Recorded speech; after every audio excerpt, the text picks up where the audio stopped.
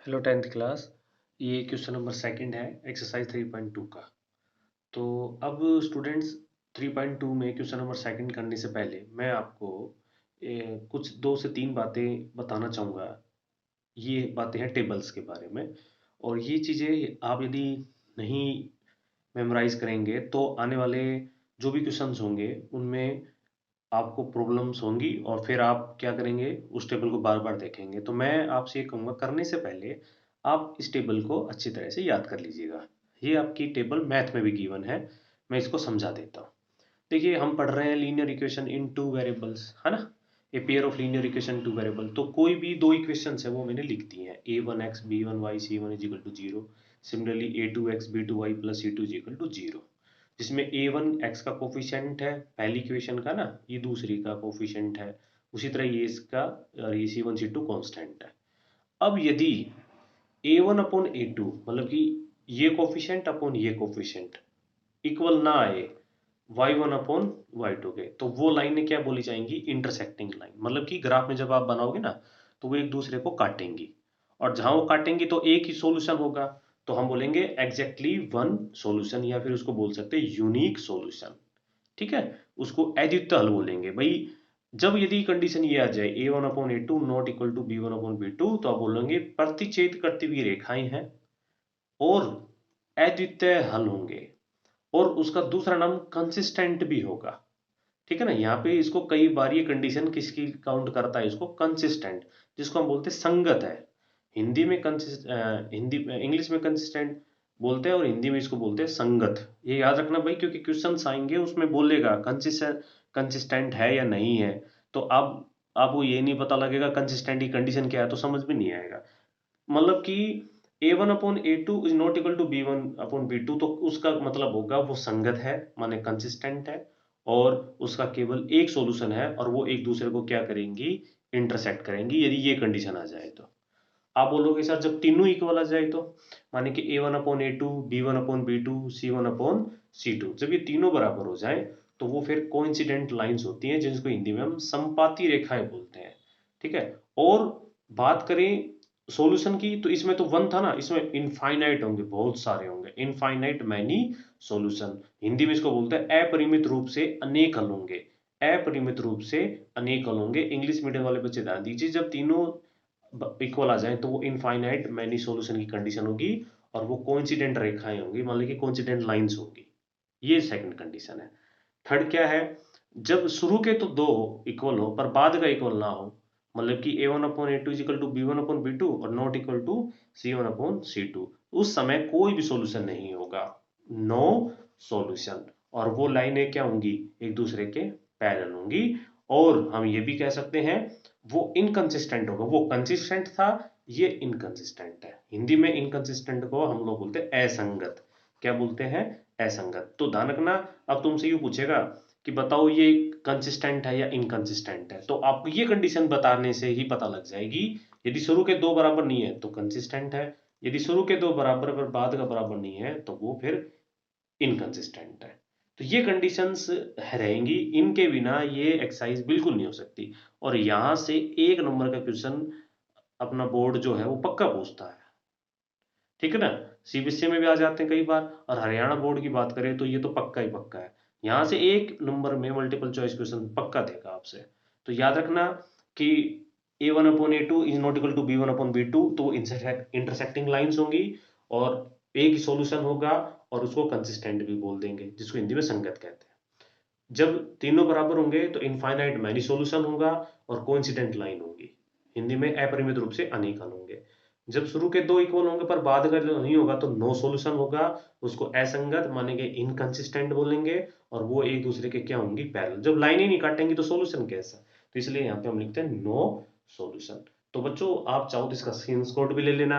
यदि स्क्रीनशॉट लेना चाहो तो स्क्रीनशॉट से बिल्कुल अपनी जब नोटबुक स्टार्ट करो 3.2 के साथ क्वेश्चन नंबर सेकंड में, तो आप पहले ये लिख देना। ठीक है ना, ताकि जब कभी रिवाइज करें तो ये पहली चीजें याद कर लें, या फिर मैथ में टेबल है वहां से देख लेना। ठीक है, तो चलिए, ये बातें अब हमने सीख ली है। अब हम क्वेश्चन नंबर सेकंड के 3 पार्ट हैं। तो क्वेश्चन नंबर सेकंड में आप यदि पढ़ें तो देखिए लिख रखा है A1/A2 B1/B2 C1/C2 का कंपेयर करना है और ये बताना है कि वो पैरेलल है और कोइंसिडेंट है। ठीक है, ये बतानी है, पैरेलल और कोइंसिडेंट बतानी है।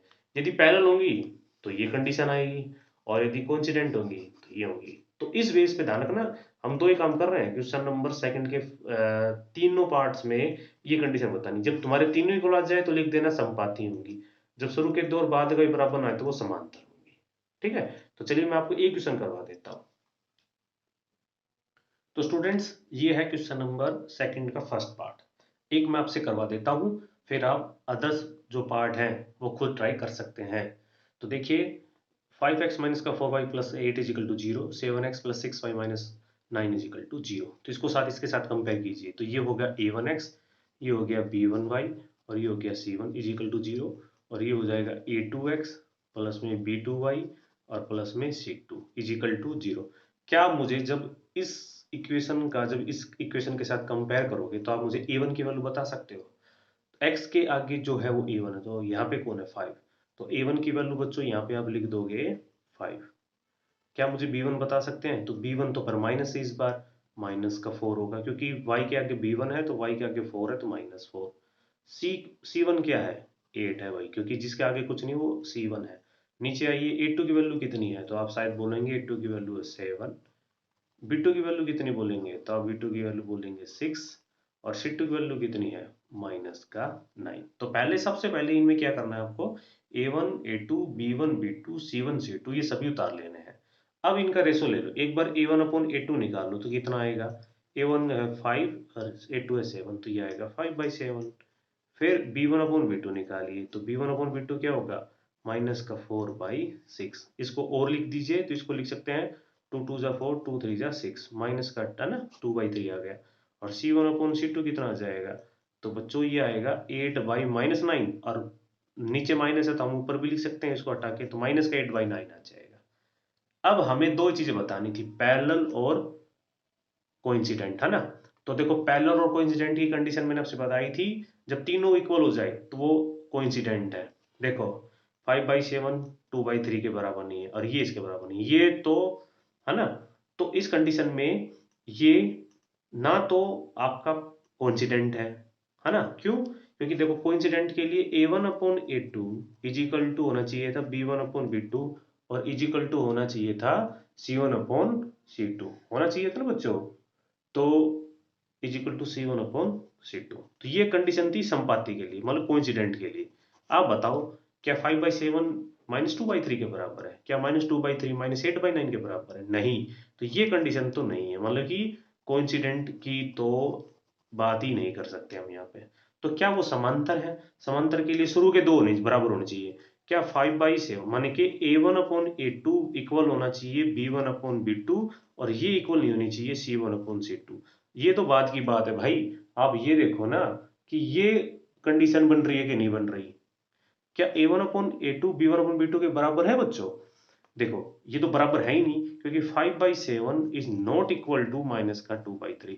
इसका मतलब ये भी नहीं है, मतलब कि ये पैरेलल भी नहीं है। तो फिर बताओ ये क्या बन गई?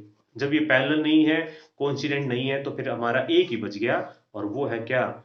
इंटरसेक्टिंग लाइंस बन गई।